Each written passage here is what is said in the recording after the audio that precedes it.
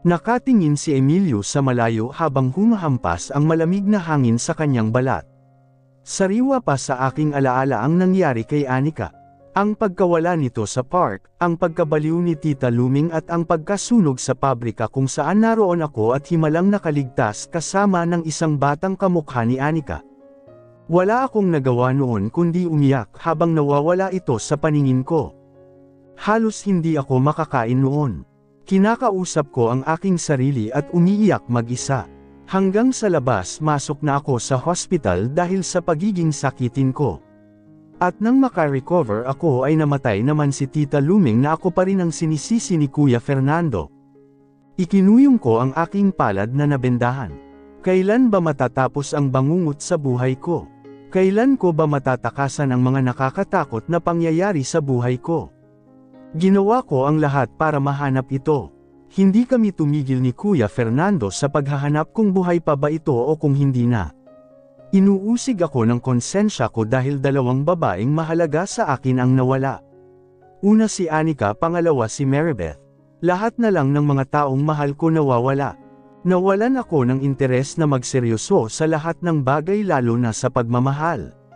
Ginawa kong libangan ang mga babaeng dumaraan sa buhay ko para makalimutan ang aking nakaraan. At heto na naman ako, bumabalik sa nakaraan na pilit kong kinakalimutan. Natatakot ako na bumalik ang sakit ko at maulit na naman ang pagpapakamatay na ginawa ko noon. Sunod-sunod na katok ang naririnig ko. Kasabay ng pagtawag ni Laureta sa pangalan ko. Pwede ba kitang makausap, Emilio? Oh, bakit hindi ka pa nakabihis? Akala ko ba may pupuntahan tayo? Pinutol ko ang sasabihin nito. Niyakap ko siya ng mahigpit. Sorry, wala yun. Naiintindihan kita. Ituring mo akong kaibigan mo. Kontrolin mo ang galit mo, ibalik mo ang dating ikaw. Sasamahan kita sa paghahanap sa kanya. Salamat, magbihis ka na. Sasamahan kita sa Lola Susana mo. Hinila ko ang kamay niya at muling niyakap. Hindi ko maintindihan ang sarili ko kung bakit ako kalmado kapag kaharap ko si Laureta. Tama na ang yakapan. Umaabuso ka na. Hintayin mo na lang ako sa labas. Naging kalmado muli ako at inayos ang aking sarili. Hindi dapat ako magalit, hindi ako magpapatalo sa depression na nararamdaman ko. Mabuti na lamang at nakilala ko si Laureta. Bumungad sa amin ang malaking mansyon ng mga Ronquillo at Ariola. Ang lugar kung saan ako madalas na maglaro noong bata pa kami ni Anika at Christina. Ang dalawang palapag na malaking bahay na napapalibutan ng mga halaman at bulaklak. Mga matatayog na puno, ang bahay ng mga Ronquillo ang pinakamalaki sa nayon. Ito rin ang pinakamayamang angkan noon na pumapangalawa sa Monterreal ngayon. Makalumang musika ang pinagpatugtog. Maraming tao ang dumalo sa kaarawan ni Lola Susana. Mga trabahador nito sa bukid at pabrika. Pati na rin ang mga bigating kasosyo nila sa negosyo na galing pa sa Maynila. May naka-reserve na lamesa sa amin ni Laureta. Inaalalayan si Lola nina Kuya Fernando at Christina babang pababa sa hagdan. Bakas sa mukha ni Laureta ang pagkamangha sa magarbong selebrasyon ngayong gabi. Ang mga tao ay nakatingin sa amin ni Laureta habang hawak ko ang kanyang kamay. Merong nagbubulungan habang nakatingin sa aming dalawa dahil sa biglaan kong pagkakaroon ng asawa o ang aking pagbabalik. Nakatingin sila sa atin, Emilio. Kapag hindi mo alam ang sasabihin mo kapag tinanong ka, better to stay away from them. O huwag kang lumayo sa akin, ayokong mabuko tayo lalo na ni Christina. Kinakabahan ako, kinabig ko ang balikat ni Laureta at inakbayan ito. Wala kang dapat ipag-alala dahil kasama mo ako. Nang makita ni Emilio si Doña Susana ay hinalikan niya ito sa pisngi habang ako ay nanatili mula sa kinatatayuan ko. Muling hinila ni Emilio ang kamay ko patungo sa kinaroroonan ng matanda. Ipinakilala niya ako bilang asawa nito. Nang makita ko ang matanda ay agad ko siyang niyakap ng mahigpit. Pakiramdam ko matagal ko na siyang kilala. Nakakatuwa naman ang asawa mo ay ho. Magiliw na bata, magaan ang loob ko. Sa kanya, sinulyapan ko si Christina na masama ang tingin sa akin. Nariyan na pala si Tito Fernando. Nakaramdam ako ng takot pagkakita sa mukha nito. Balbas sarado at mahaba ang buhok na nakapusod. May dala itong kumpol ng sunflower. Iniabot nito iyon sa matanda tsaka nakipagbeso rito. Kumunat pa ang noo nito nang dama ko ang tingin sa kamay kong hawak ni Emilio. Siya ba ang asawa mo? Siya si Laureta, kuya. I see. Pero hindi kayo bagay. Bakit hindi na lang si Christina? Tutal magkababata kayong dalawa. Hindi niya ako gusto, tito. Nanginginig ang buo kong katawan habang nakatingin kay Fernando. Gusto kong magsalita pero pakiramdam ko umurong yata ang dila ko. Kaarawan ko ngayon, maaari bang isantabi natin ang mga bagay na iyan? May asawa na si Emilio, igalang naman ninyo ang asawa niya. Ipinakilala ako ni Lola Susana sa mga amiga nito na kilalang tao. Hindi namin nabalitaan na ikinasal si Emilio. Kasi po parang hindi nyo kilala si Emilio. Napakatahimik na bata iyon. Kung sabagay, sabi naman ng isa. Nagpaalam ako sa matanda na pupunta sa CR para makaiwas sa mga ito lalo na at hindi ko alam ang sasabihin ko. Walang sinabi si Emilio sa akin na gagawin ko kaya naman natatakot akong magsalita baka madulas ako. May nagsiserve na waiter ng mga cocktails. Kumuha ako mula sa platter na hawak nito. Pumasok ako sa loob ng bahay. Hinanap ko si Emilio pero wala ito. Pinasya kong maglibot na lang sa bahay ni Doña Susana. Napapalibutan ng mga maliliit na chandelier crystals ang malaking chandelier na nakasabit sa gitna ng kisame. Umiinom ako ng red wine habang tinitingnan ang mga picture frames na nakapaibabaw sa lamesa. Isang litrato ng bata ang pamilyar sa akin. Hindi ko alam kung saan ko siya huling nakita. Kumirot ang ulo ko, napahawak ako sa sentido ko na sumakit. Okay ka lang ba, miss? Lumapit sa akin ang isang lalaking tsinito na kasing tangkad ko. Inayos nito ang picture frame ng larawan ng isang bata. Ito si Anika Ronquillo, ang nawawalang apo ni Lola Susana. Ako si Resty, anak ni Mayor Eladio. Ako si Laureta Damasco. Kilala kita, pamilyar ang pangalan mo. Dahil anak ako ni Mayor. Bisita ka ba ni Lola? Hinahanap ko kasi yung CR. I see. Sasamahan kita if you don't mind. Okay lang. Naliligaw na nga ako. Wala ka bang kasama? This way ang CR. Hihintayin na lang kita dito sa labas. Thank you. Mukhang magkakasundo kami ng anak ni Mayor. Hindi na ako mahihirapang maghanap ng trabaho nito. Nakasabay ko sa CR si Christina. Nakataas ang kilay nito habang nakatingi sa akin. May asawa na nga nakikipag-flirt pa sa iba. Magdahan-dahan ka sa pagsasalita. Nakipag-usap lang sa lalaki, flirt na. Anong tawag sa'yo na hinalikan ang asawa ko sa harap ko mismo? Abat, nenas na sabi ni Christina na nagtaas ng kanang kamay. Sasampalin sana ako nito pero nasalag ko. Don't try me, Christina. Hindi mo ako kilala. I know Emilio. At alam ko na nagpapanggap lang kayong dalawa. Kaya wag kang umasta na asawa dahil hindi totoo. Pumasok na ako ng tuluyan sa available na comfort room. Wala na akong pakialam sa sasabihin pa nito. Basta ako ihing-ihi na. Iisipin ko pa ba ito, kung sisabog na ang pantog ko? Sadyang sinundan lang talaga ako nito para inisin. Naghugas ako ng kamay at nag-apply ng alcohol sa kamay. You para matanggal ang virus sa kamay mo. Ikaw ang virus sa buhay ko, Laureta. Matagal na ako sa buhay ni Emilio, pagkatapos darating ka to claim that he's your husband. Wala akong alam sa sinasabi mo. Basta ang alam ko asawa ko siya. Nagtataka nga ako bakit ako pa at hindi ikaw. Gaya ng sabi mo na matagal mo na siyang kasama at kilala. Oh, dahil hindi ka niya mahal. Bawiin mo yang sinabi mo. Hatik nito sa buhok ko pagkatalikod ko.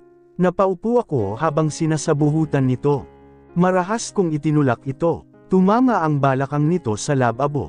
Nagulo ang buhok ko nang tumayo ako.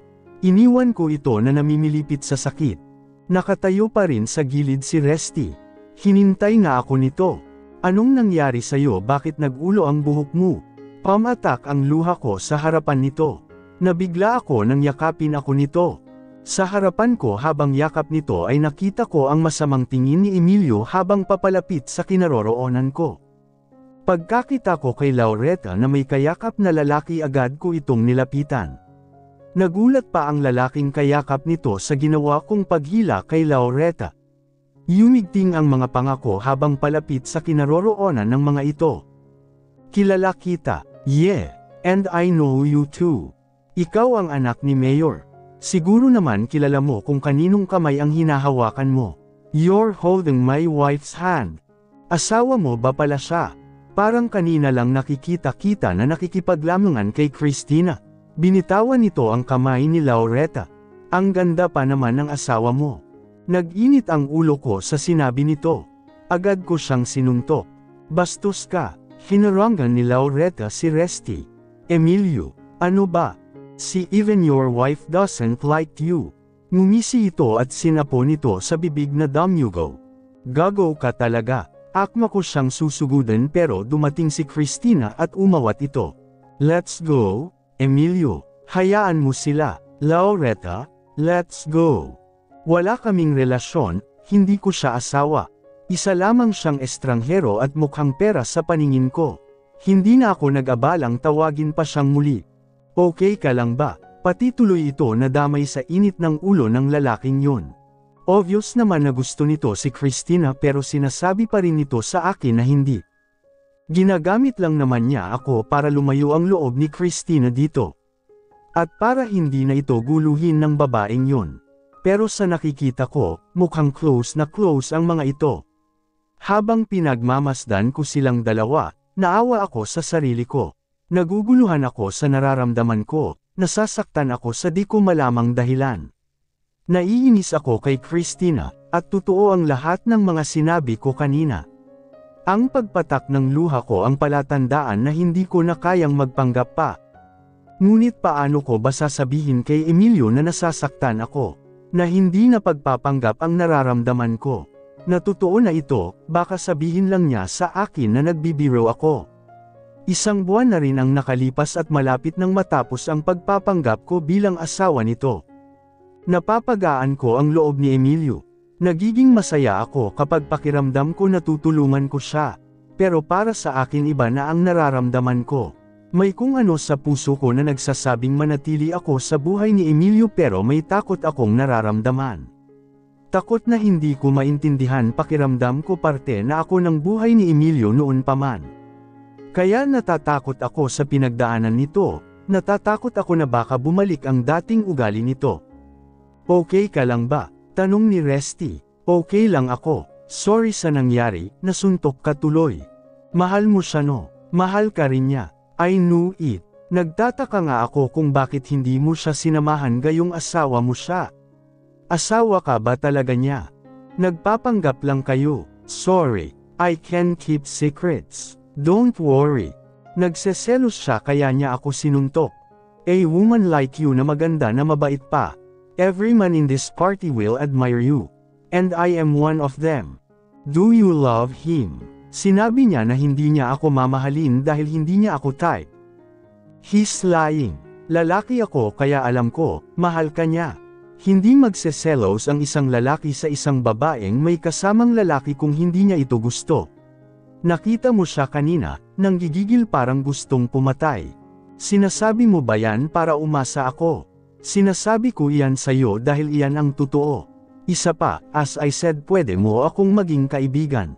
At kung may chance baka pwede kitang ligawan. Ang saya mong kausap, no? Seriously, I like you. Nakikita ko sa'yo si Anika. Kung buhay nga siya baka magkahawig pa kayo. Anika is my crush when I was 9 years old. Ang totoo nga niyan kapag kasal-kasalan ang laro namin noon, agi kaming magkaparehas ni Anika. Nakakalungkot nga na nawala siya.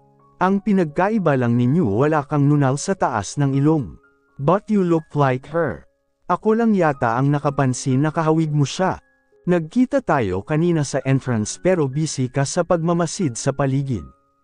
Until I found you na nakatingin sa mga pictures sa sala. Banibiro ba ako nito? Paano naman kami magiging magkamukha? Ikaw talaga kung ano-ano ang naiisip mo. Hinayla ni Resty ang kamay ko at nagsayaw kami ng kasama ng iba pa. Masaya akong nakipagsayaw dito. Sa sulok ng mga mata ko ay nakamasid sa akin si Emilio. Kasama nito si Christina na nagiinuman ang dalawa. Sandali kong kinalimutan ang sakit na nararamdaman ko dahil kailangan kong sanayin ang sarili ko na lumayo na rito. Hindi ko na nakita pa si Emilio sa kinatatayuan nito kanina. Marahil kasama na nito ngayon si Christina. Hindi ko na alam kung saan pumunta ang mga ito, isa pa wala akong balak na hanapin ito. Kailangan kong tatagan ang sarili ko, at iwasan ang bagay na wawasak sa puso ko. Pumayag ako kay Resty na ihatid ako sa bahay ni Emilio. Nahihilo na rin ako sa alak na ininom ko. Nasabi ko rito ang mga nakaraan ko, ang buhay ko noong hindi ko pa kilala si Emilio. Kung paano kami nagkakilala at kung bakit ako pumayag. Magaan ang loob ko kay Resty kaya naman nasabi ko rito ang mga bagay na hindi ko naman dapat sabihin. Isang linggo na lang ang natitira sa kontratang pinirmahan ko ay aalis na ako sa bahay nito at sa buhay niya. Sana nga lang mahalin din ito ni Christina tulad ng pagmamahal nito rito. Laureta, kaya mo pa ba? Sasamahan na kita sa loob. No, kaya ko na. Nasa loob naman sina Manang Talia at Manong Baldo. Isa pa alam nila mag-asawa kami. Salamat sa pag-aalala. You're welcome. Kapag kailangan mo ng kausap nandito lang ako. Nakabukas ang mga ilaw sa loob ng bahay. Tinungo ko ang kusina at inilagay sa sahig ang mga bitbit ko. Nagsalin ako ng tubig sa baso at nangalumbaba. Hindi kaya ako nasasaktan. Tumulo ang luhang kanina ko pa pinipigilan. Nasapo ko ang noo ko at hinayaan ang pagpatak ng luha ko. Nang mapansin ko na may nakatayong tao sa harap ko ay agad kong pinunasan ang luha sa mga pisngi ko. Si Resty pala ang naghatid sa'yo. At mukhang masaya kayo. Si Emilio, seryoso itong nakatingin sa akin. Hindi kita nakita kanina. Hinatak ako nito at isinandaw sa pader. Saan kayo galing? Nag-enjoy ka ba? Sinampal ko si Emilio. Hinapit niya ang bewang ko at marahas akong hinalikan. Nagpumiglas ako habang hawak nito ng mahigpit ang magkabilang kamay ko. Nasasaktan ako sa ginagawa nito. Dama ko ang kamay nito sa likurang bahagi ng damit ko. Marahas na binuksan nito ang zipper ng suot kong dress hanggang sa mapunit iyon. Tama na. Please, tama na. Pagmamakaawa ko habang umiiyak. Nanlambot ang puso ko. Nanatili itong nakatayo sa harapan ko. Tama na. Nanginginig ang buo kong katawan at mahigpit na niyayakap ko ang aking sarili habang umiiyak. Yumuko ito at lumuhod sa harapan ko. Hinawakan nito ang pisngi ko. Sorry. Itinulak ko siya ng malakas. Ito ba ang kapalit ng mga ginawa ko para sa'yo? Ito ba ang igaganti mo sa lahat ng pang-uunawa ko sa'yo? Nasasaktan ako pero hindi mo alam. Ngayon babastusin mo lang ako dahil sa maling paratang mo sa akin, ano bang karapatan mo para saktan ako at etrato ako ng ganito? Makukuha mo ang kabuuang bayad bukas. Aalis na ako bukas. Kung hindi ko lang kinailangan ng pera mo hindi mo ako mapapayag sa gusto mo. At sana hindi ako nasasaktan ng ganito ngayon. I'm sorry. Hindi ko gustong pagsamantalahan ka. I'm just. Durog na ako, Emilio.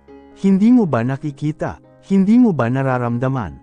Wala akong nararamdaman, sinabi ni Christina na magkasama kayo ni Resty habang kasama mo ako. Sweet ka sa kanya at ano, na may ginagawa akong masama. Naniniwala ka sa Christina na yun. Bakit hindi mo nalang aminin sa akin na mahal mo siya para matigil na ito? Kasi ako mahal na kita, pero kailangan kong itigil ang pagmamahal ko sa'yo. Laureta. Pinipilit kong labanan ang nararamdaman ko sa iyo, Emilio. Dahil alam kong hindi ito tama dahil alam kong masasaktan lamang ako sa huli. Pero wala, heto ako nagmamahal sa iyo, nagmamahal kahit na alam kong sobrang labo nito.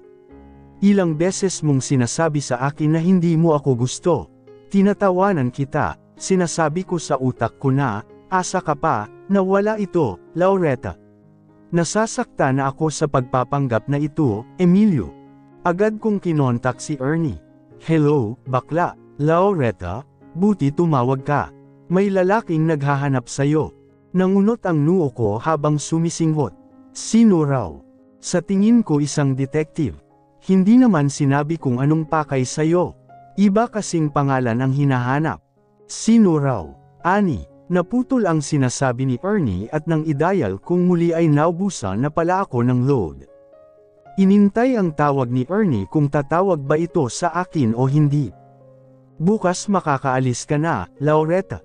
At hinding-hindi ka nababalik sa buhay ni Emilio kahit kailan. Nagpalit ako ng damit at kinuha ko ang bag kong nakasabit. Sa may bintana ako dumaan, ginamit ko ang mga bakal ng bintana para kapitan ko at apakan. Tahimik ko yung ginawa para hindi ako mahalata ni Manang Talia at Manong Baldo na natutulog na. Mabilis akong tumakbo palayo ng makababa. Ibabalik ko ang 10,000 na ibinigay ni Emilio sa akin. Huwag lamang tuluyang madurog ang puso ko sa katotohanang hindi niya ako magugustuhan kahit kailan. Ilang beses na kinatok ni Emilio ang pintuan ng kwarto ni Laureta pero hindi ito sumasagot. Naririnig ko ang paghikbi nito. Nasaktan ko siya at mali ang ginawa ko sa kanya. Hindi ko napigilan ang sarili ko na hindi magselos pagkakita kay Laureta at sa mayabang na resti na iyon. Mahal niya ako, mahal ko na rin siya pero natatakot ako na mawala siya kapag minahal ko siya. Natatakot ako na mawala siya sa buhay ko. Dahil hanggang ngayon ay nakakulong pa rin ako sa nakaraan ko. Mali ang ginawa ko rito. Hindi ko na nirespeto si Laureta at ang nararamdaman nito. Tumunog ang cellphone ko. Si Detective Bora, ang taong inutusan ko para hanapin si Anika. Sir, magandang balita. Buhay si Anika at sir matutuwa ka dahil matagal mo na siyang kilala. What do you mean? Sir, si Anika ay si Laureta Damasco. No, hindi, paano iyon nangyari? At bakit hindi siya maalala nito kung ito si Anika at bakit hindi ko siya nakilala? Sir, siya po si Anika Ronquillo. Paanong nangyari yun? Wait, naguguluhan ako. Sir, nakausap ko ang kapatid ni Oscar Damasco ang tumayong tatay ni Laureta. Sinabi nito sa akin ang totoo, na si Laureta ay napulot lamang ng kapatid nito sa ilalim ng estero sa Maynila. Puno ng galos ang katawan. Walang maalala noon si Laureta sa mga nangyari ng magkamalay ito. Itinuring na tunay na anak ni Oscar at Daria si Laureta. Pero sa kasamaang palad namatay ang mga umampon kay Laureta 1 taon makalipas nilang kupkupon ito. Kaya naman hindi pinagtangka ang ampunan ng sinuman si Laureta dahil sa pag-aakalang malas ito. Namuhay na lamang itong mag-isa sa kalye. Hindi ako makapaniwala sa narinig ko. Salamat, Detective.